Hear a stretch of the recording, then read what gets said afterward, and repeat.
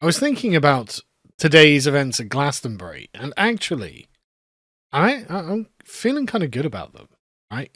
Because we know that the people who are performing there, the people who are going there, and the people they support, they use as their little client groups, are well just dead set against us. They hate the British people, they hate the native nations of the country, and they want to see you genuinely as a second class citizen. And it's nice to have them just come out and say it, right? It's really, really useful. And so it's not that we don't know that's there. It's good that the mask is off, and it's good that we're just being shown the unvarnished truth, especially given how many people are watching this. I mean, this is the most mild of it. And really, there are basically two narratives that have come out of this. But this is the most mild of it, which is just them chanting, fuck Keir Starmer. It's like, yeah, okay, well, obviously they're going to do that. Keir Starmer's basically branded them as terrorists. One of them's going to court on terrorism charges for supporting Hamas. And Starmer was like, look, you shouldn't be playing them. And the BBC refused to broadcast them. So there's that. But then you had the Bob Villain playing afterwards, which was the real, like, really overshadowed Kneecap. So I guess they're not really bit of a yesterday's men already. And what's really funny is the Avon and Somerset police are like, oh, actually, we've been paying attention to this. Oh, have you really? We're aware of comments made by acts at the West Holt stage at Glastonbury Festival. Video evidence will be assessed by officers to determine whether any offensive may have been committed. I'm sure that calling for people's death is completely normal at Glastonbury. I'm actually sure that's the only thing that could be considered criminal. That Villain had said. It will not be the "you're not getting your country back, shut up" that will be criminal. That, I mean, honestly, you could consider that to be hate speech, but that's absolutely not going to be a criminal act. It'll be the "we've insulted Israel" that will be the criminal act. It's like, okay, great. But there's just another side thing here that I think is really interesting, how the police have basically become the fun police, right? Because what I think of the acts on the stage, aside, from their point of view, and from the point of view of the punters, from the point of view of the organisers, they view this as legitimate political activism, and they view this as a festival. So it's a political festival. They've got together to have fun and do things that they think are appropriate, right? This means that the police are basically the fun police throughout all of this. And this is why Kneecap have been doing, not well, but like they've been gaining credibility on the left. Because they're like, oh yeah, we're against the establishment. And in some ways they are against the establishment. I mean, they were actively supporting terrorism, which obviously the establishment is against. But morally, as in the things they are arguing for, the establishment is 100% behind.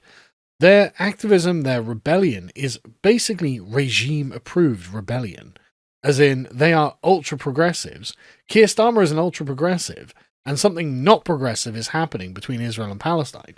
So Keir Starmer's like, well, look, man, you know, my wife and kids are Jewish. I'm an ultra-progressive, but I can't stop Israel from doing what they're doing to Palestine. But I also can't have you being anti-Semitic and hating Jews. So what am I going to do, right? And so Keir Starmer is just having the ante upped by these people. Because I'm sure in his heart of hearts, he thinks that what's happening to the Palestinians is awful, right? Because it is, really. Anyway, moving on. The point being, the police being like, okay, now we're watching you having fun, and we're going to wag our fingers. It's like, well, that's not going to be very persuasive to many people, and it just helps people like Kneecap. But the thing that is the important part of this is that there are two narratives, right? There's the anti-Israel narrative, and then there's the anti-British narrative.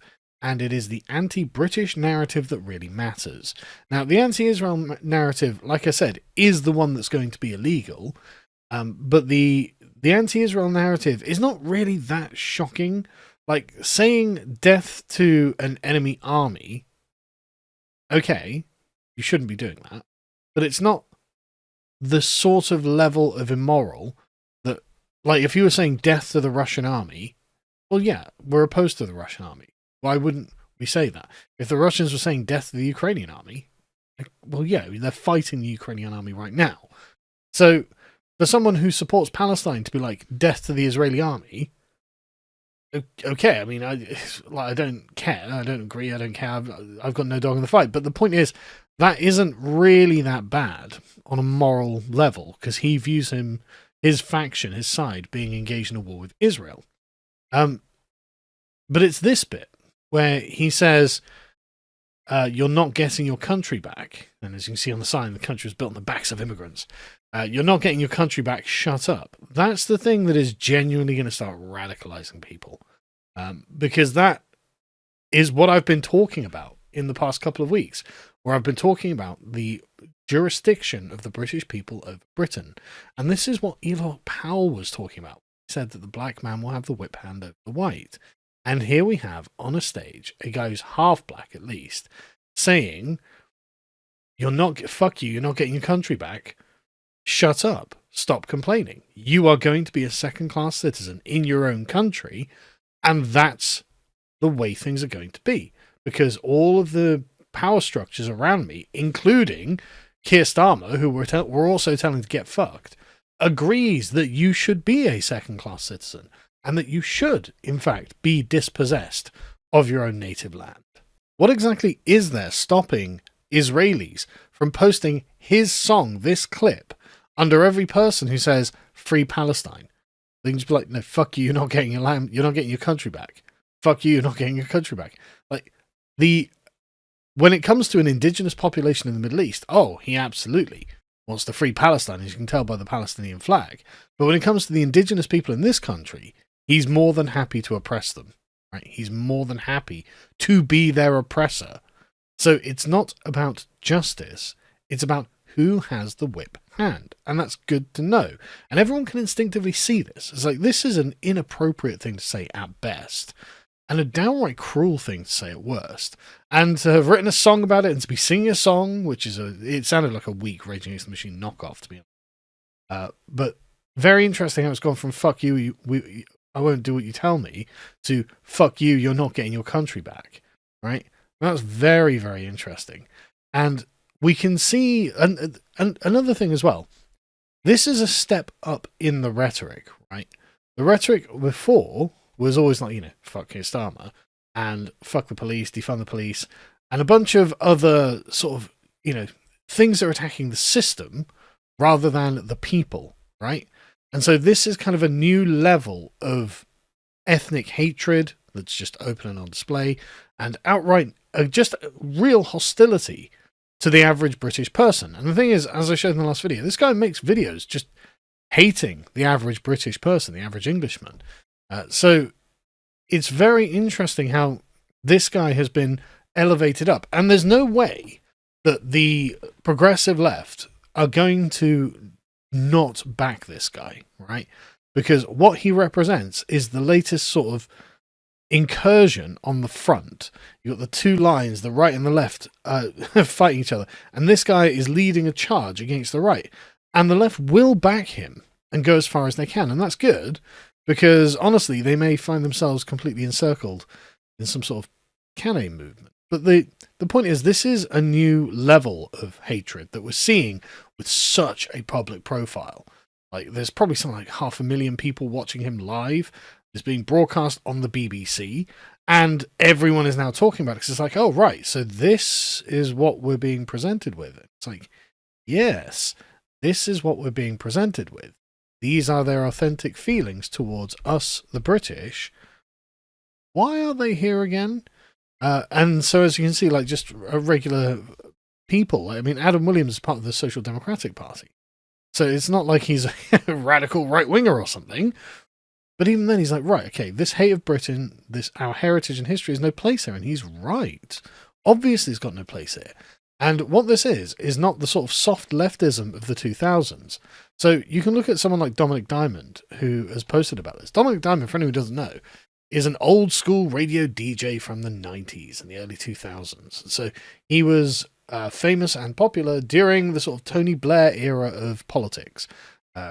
Cool Britannia and the sort of self-confidence that Britain had going into the 21st century. with a kind of, again, moral unity where everyone was flying the British flag. I mean, you just never saw someone flying a non-British flag anywhere. And he is clearly, like, he's not, again, not a radical right-winger, but he's looking at this and going, oh, right, okay, diversity isn't actually our strength then, right? So, like, I mean, he says here, watching Pulp at Glastonbury and feeling sorry for anyone who wasn't there for the 90s. What a time. My God, we were so blessed with culture. We were much happier and we all got on so better. And it's like, yes. And then we decided to get really progressive and really diverse because of the Labour Party, because of what happened during the late 90s through the 2000s. And how did that work out, Dominic? Well, we currently have some non-white guy on a stage screaming how you're not getting your country back and shut up, and rubbing it in our faces. It's probably not what you were asking for when originally you became, a progressive Labour voter, but this is what we've got. So we have to deal with the reality. And like I said, this is going to be one of those sort of watershed moments for lots of people where they're just looking at this going, right, okay, this was a bit too much, wasn't it? So the important thing here is to note who came out for the important narrative and the unimportant narrative. So on the unimportant narrative side, we have Kemi Badenoch. She's got a complete tin ear for politics. This is grotesque. Glorifying violence against Jews isn't edgy. The West is playing with fire if we allow this sort of behaviour to go unchecked. As if protecting the IDF from mean rhetoric in Britain is actually the important thing here. I mean, it's not just violence against Jews, it's an army, right? So different standards apply, even though I agree it is shocking and they shouldn't have done it. This isn't really the story, is it? And what's very interesting is that Nigel Farage didn't leap. And what's very interesting is that Nigel Farage didn't leap on the centre-right hand grenade and go, no, I will protect Israel with my life. Nigel Farage retweeted Patrick Christie's saying, quote, if you vote reform, you can have your country back from these lunatics. That's actually really good. That's a really, really solid line. And he's just sidestepped the Israel issue because not really about the Israel issue, is it? What it's about is that our country is full of lunatics and we need to have the moral jurisdiction over the country and we have to take that back from them. Impressive, actually, to see Farage come out on the right side of this issue. He could quite easily have come out on the wrong side of this issue, the Kemi Badenoch side of this issue, but he didn't, and that is to his credit. And like I said, right, we just need them to keep saying these things, right? Like Ismail here saying, cry more, it's our country now. We just need them to keep saying these things. And I genuinely think that Bob Villain here will have actually done everyone a service by doing this, by standing up and screaming, F you, it's our country now, shut up, you're not having it back.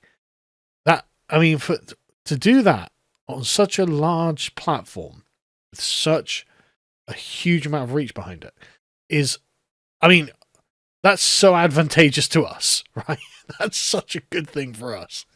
Like, we need this rammed down the throat of every person in Britain. So even the wet moderates are like, what did he say? Do we all agree with that, do we? Oh, I didn't realize where this was going. So, like I said, basically what we want is for them to just keep talking. Make sure everyone you know has seen this clip. This needs to be the most famous clip of the entire festival. This needs to be the thing that everyone is actually talking about on Monday morning in the office by the water cooler. Did you see that guy who was like, fuck you, you're not getting a country back, shut up? Are we alright with that?